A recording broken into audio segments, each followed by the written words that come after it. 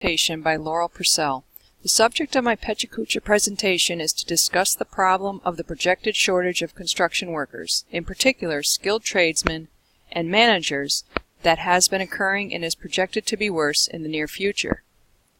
According to a report in USA Today, a survey by the National Association of Home Builders in June of 2015 pointed to a construction worker shortage.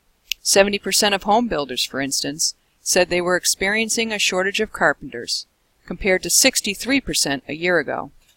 A survey by the Associated General Contractors in July of 2015 showed that 86% of commercial builders said they were finding it difficult to fill hourly or salaried positions, versus 83% last year.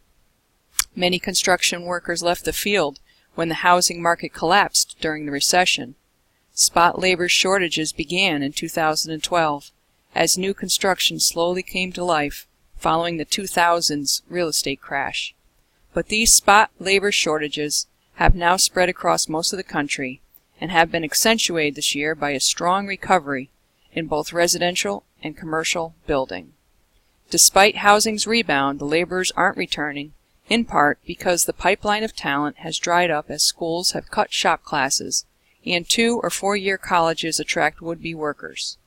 According to the Associated General Contractors of America, the AGC, more than 80% of construction companies are having a hard time finding qualified workers.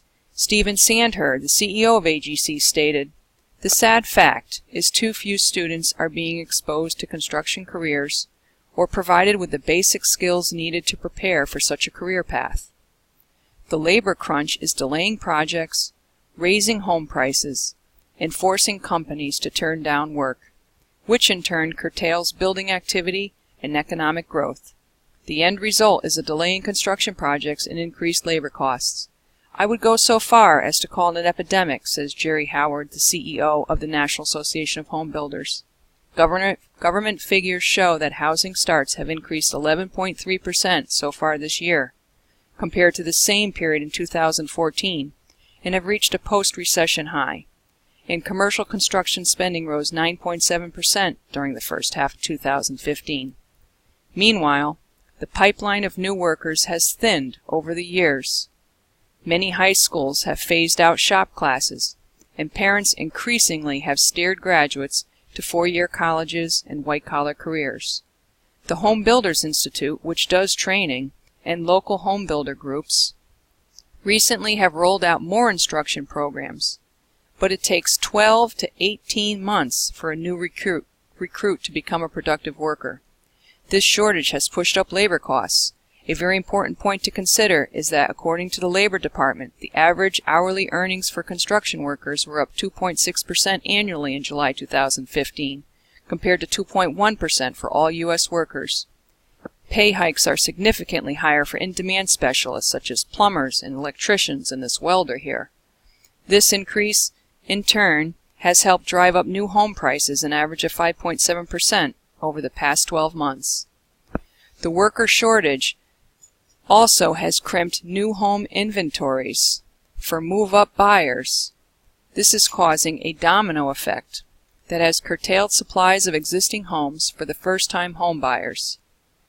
And the limited housing supplies have further nudged up prices. A home builder named Kent Conine, who's based in Dallas, Texas, says his single-family homes, which typically take 6 months to build, are now being delayed about 2 months because worker shortages limit the availability of subcontractors.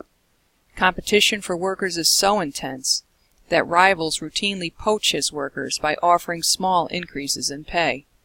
Kent Conine says he expects to build 25 homes this year, but he would have completed about 35 if enough workers were available. Commercial contractor John Finch, co-owner of PPG Builders in Nashville, says he's hiring fewer skilled workers and more supervisors to oversee them, but that has increased his labor costs about 10% over the last year. The actual labor of construction, as well as its management, is not something that can be outsourced or completed by technology. On-site management and quality control are critical to the timely and successful completion of any construction project. According to Ken Simonson, chief economist of Associated General Contractors, Commercial builders are now using computer modeling, GPS technology, and drones that can take photos of construction sites to become more efficient and do more with fewer workers. To help address the construction worker shortage problem, I would like to develop a brochure or other instructional material that could be distributed to interested students. This brochure would contain information such as describing the types of various trade workers, the job description, the typical starting salary, and salary after 5 years' experience. I could present a cost comparison between a 4-year degree at a college or university and the cost of earning a trade certificate or license while attending a trade or vocational school. Perhaps even include contact information from local trade unions and larger construction firms who are always actively seeking good talent. I would be developing instructional materials for an audience that would be geared towards high school junior and senior students, whom may have not yet decided to go to college, and these students are not planning on joining the armed forces. The goal would be to enlighten students to an alternative path and all its possibilities. These students, and other students that lack a clear direction for their career, would be good candidates for receiving this instructional material and learning about the construction industry and all of its possible employment benefits.